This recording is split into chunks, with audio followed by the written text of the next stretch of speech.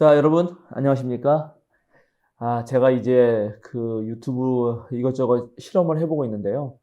우리 생명사랑교회 유튜브를 통해서, 그동안 제가, 여기저기 또 생명사랑교회에서 아니면 다른 다양한 곳에서 활동하면서 했던 많은 것들을, 좀 여러분과 함께 나누려고 합니다.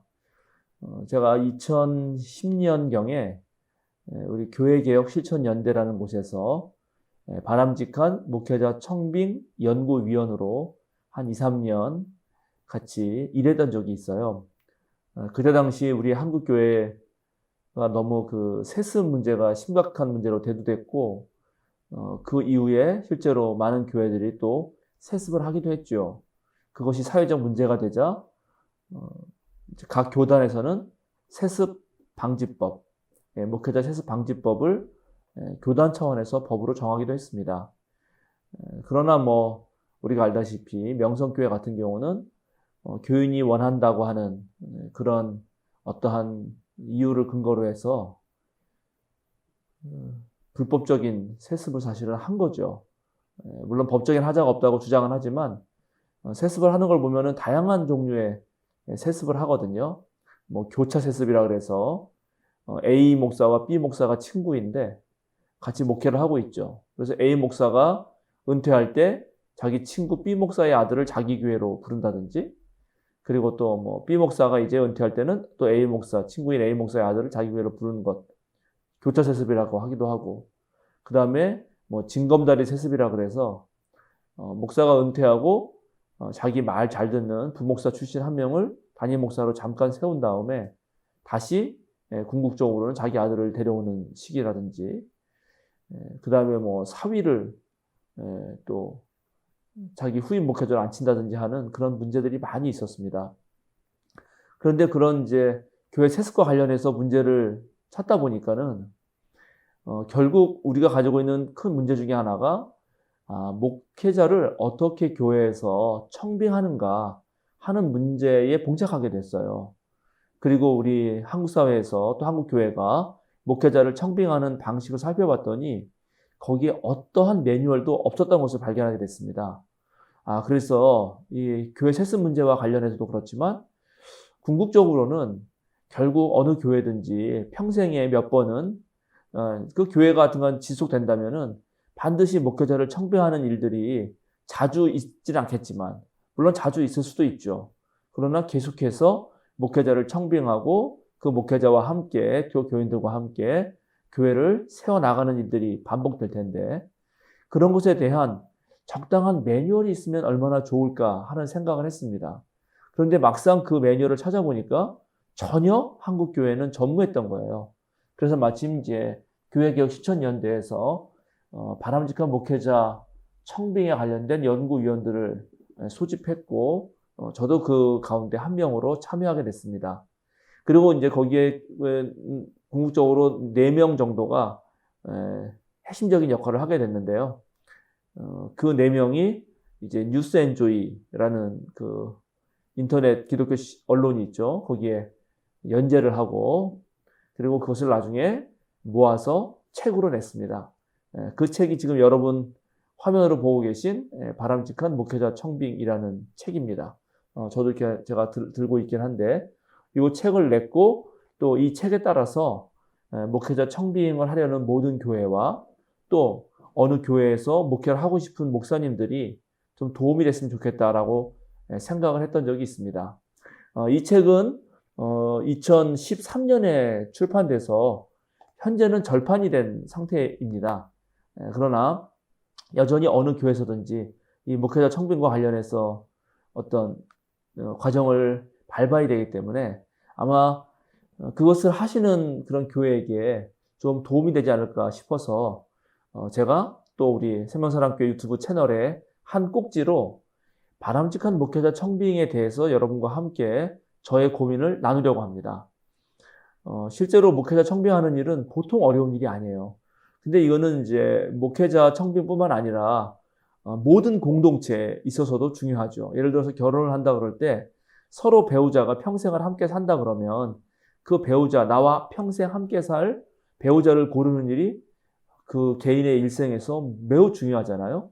꼭 결혼하지 않더라도 요즘에 쉐어하우스라 그래서 한 집에서 여러 명이 같이 한 가족을 이루어 산다. 뭐 그럴 때도 그 가족을 어떻게 이루어 살 것이냐. 그런 것도 되게 중요합니다.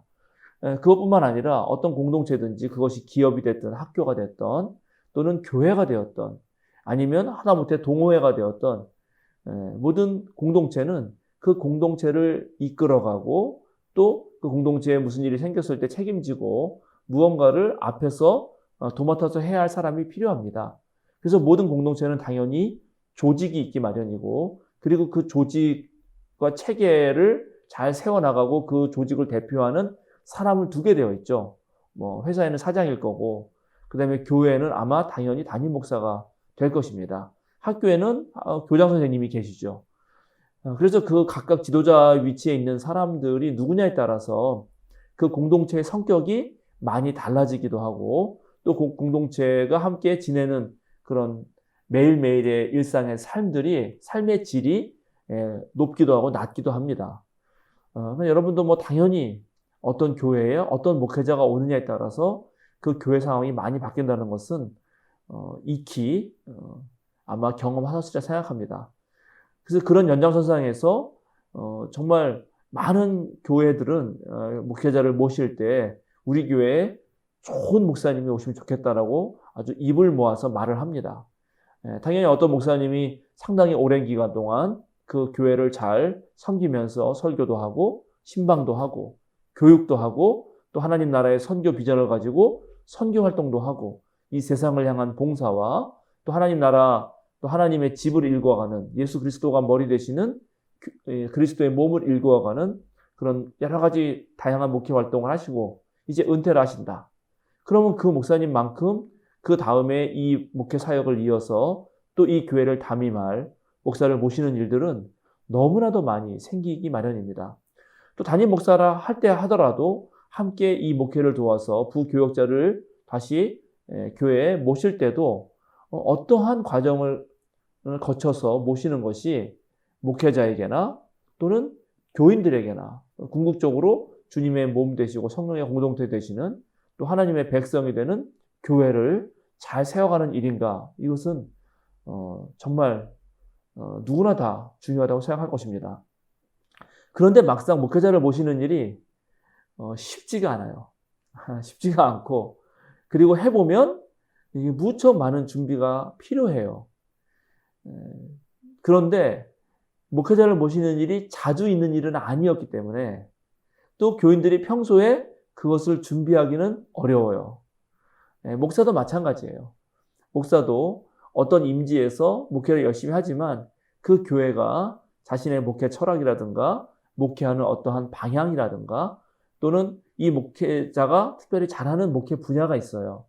목회자가 모든 걸 다 잘할 수는 없거든요. 그래서 그런 어떤 잘하는 분야가 있는데 특별히 그 잘하는 분야와 이 교회가 필요한 것과 잘 맞지 않을 때 목회자는 임지를 옮기고 싶어 합니다.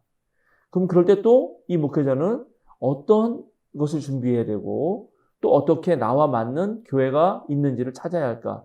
이런 것들이 매우 구체적이고 실제적인 문제임에도 불구하고 실제로 이것을 공식적으로 다루는 곳이 많지 않습니다.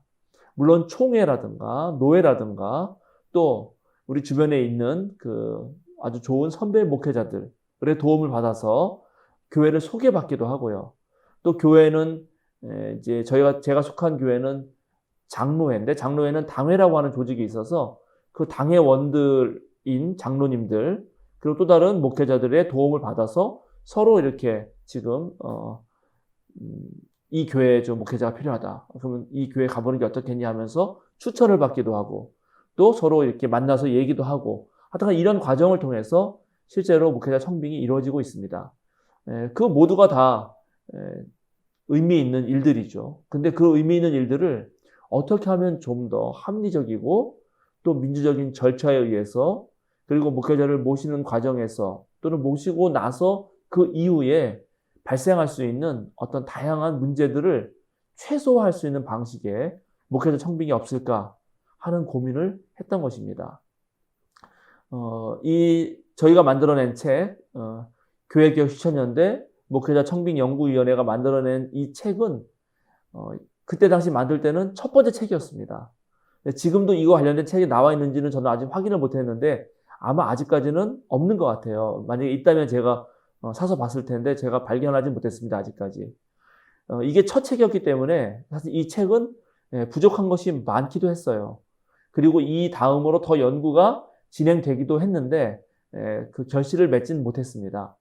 저도 앞으로 우리 한국교회가 지금 코로나19 상황에서도 되게 심각하고 또 4차 산업혁명이 몰려온다든지 또 이 전 세계의 아주 빠른 변화에 따라서 목회 현장도 바뀌고 목회자들도 바뀌어야 되는데 그럴 때 어떤 목회자가 이런 또 어떤 교인들이 목회자와 함께 어떤 교회를 만들어야 이러한 세상의 풍랑과 풍파에 맞서서 잘 헤쳐나갈 수 있을까 고민이 많이 있습니다. 그래서 이번 기회에 여러분과 함께 이 책을 나누면서 정말 목회자는 목회자대로 또 교인들은 교인들대로 함께 주님의 몸된 공동체의 교회를 세워나가는데 도움이 되고자 합니다.